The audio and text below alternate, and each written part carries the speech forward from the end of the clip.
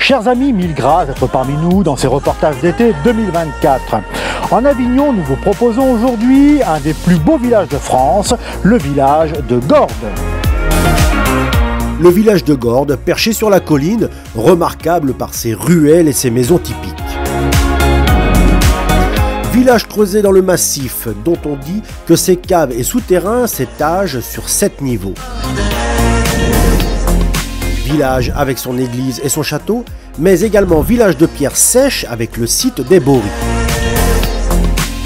Gordes, village de Provence, est un sujet R2M, audiovisuellement vôtre.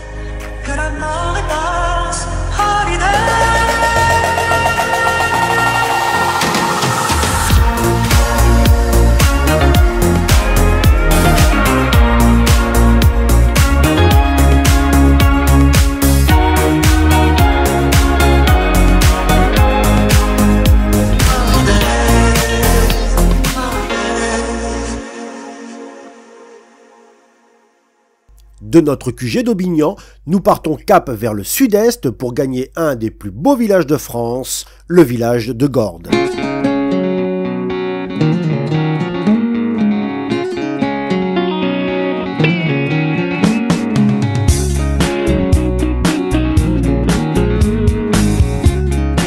Arrivé à Gordes, c'est avec son château que commence notre visite. Construit entre le XIe et le XVIe siècle, le château de Gordes fut la propriété de la famille d'Agoult-Simiane qui régna sur Gordes pendant près de 700 ans. Du château fort de ses débuts, la famille le transforme peu à peu en une résidence Renaissance du XVIe siècle.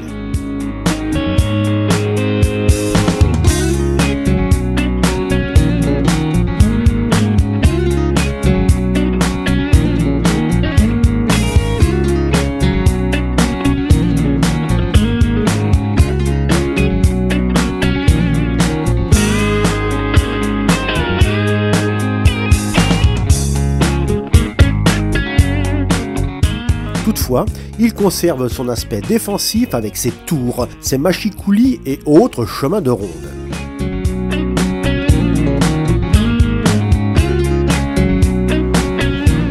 Au pied du château se trouve la place et la fontaine du Pantali, qui tient son nom d'un fameux cuisinier du début du XXe siècle. Cette fontaine fut le seul point d'eau du village jusqu'en 1956 et ses eaux étaient réservées à la consommation courante. À l'époque médiévale, la configuration de la place était plus fermée, alors qu'aujourd'hui, elle est plus dégagée dans un style provençal.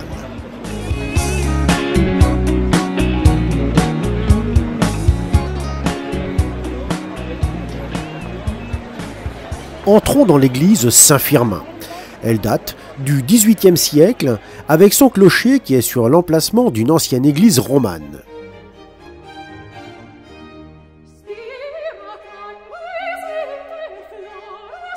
Son intérieur est baigné par la lumière et ses riches décors peints qui ornent les murs.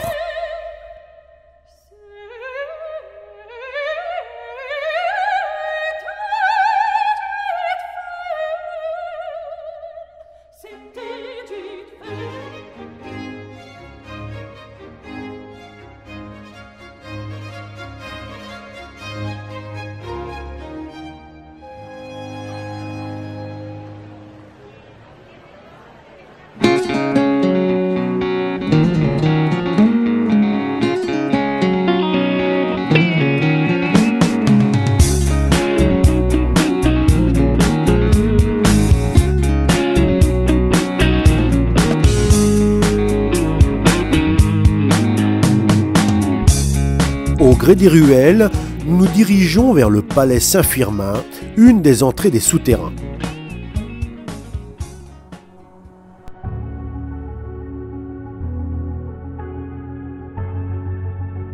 La vie souterraine de Gordes fut en son temps très importante.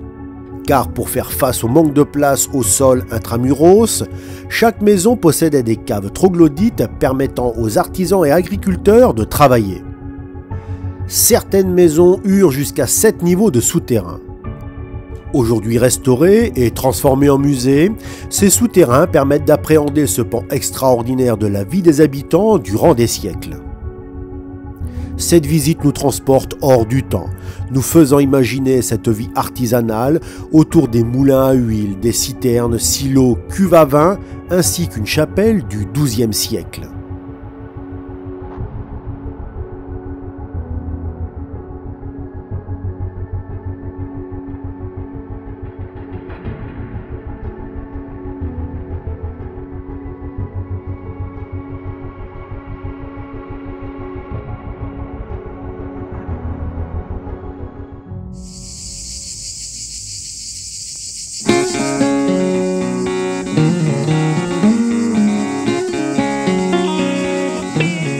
Sortons de l'enceinte du village par une de ces portes datant du Moyen-Âge pour nous rendre dans le quartier de la Fontaine-Basse.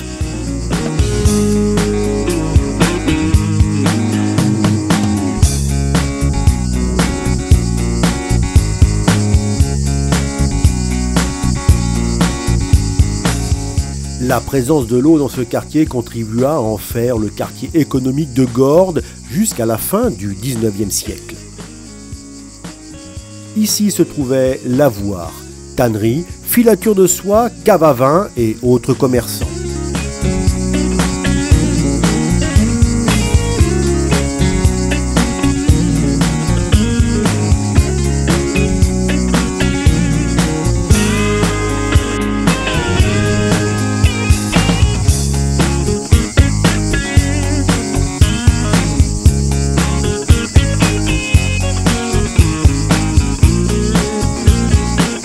Offrons-nous maintenant ce qui est sûrement la plus belle vue du village de Gordes.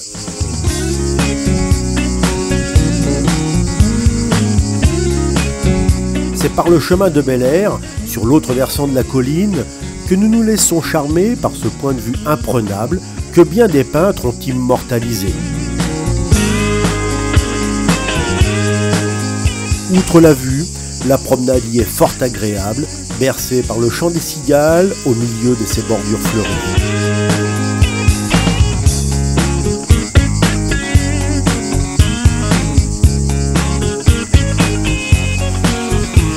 À quelques encablures du centre de Gordes se trouve le village des Bories. Suivons ces étroites routes des monts des Vaucluses, longeons ces murs de pierre, traversons ces forêts de chênes verts et arrivons au village des Bories pour un nouveau voyage dans le temps.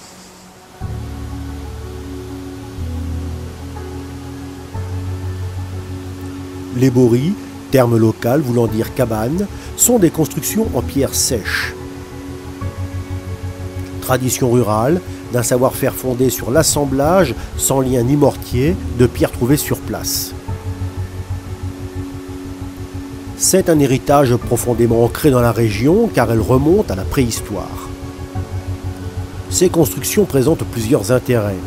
Elles permettent de faire des abris avec des pierres disponibles sur place, de préparer les sols caillouteux pour l'agriculture et d'éviter les érosions et autres glissements de terrain.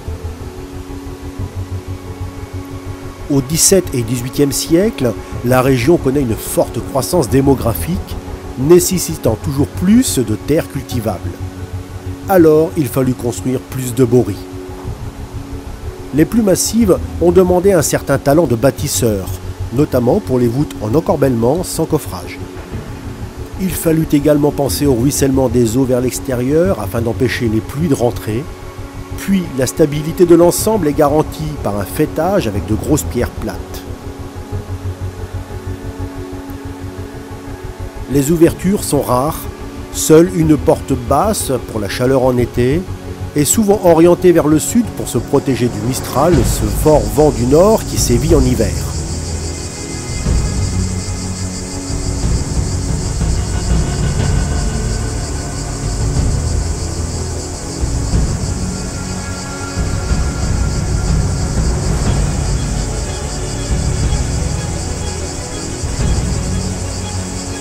Les bergers construisaient aussi des enclos pour leurs animaux. C'est ainsi que l'on trouve des pierres plates qui débordent largement pour éviter les attaques de loups, encore nombreux à cette époque.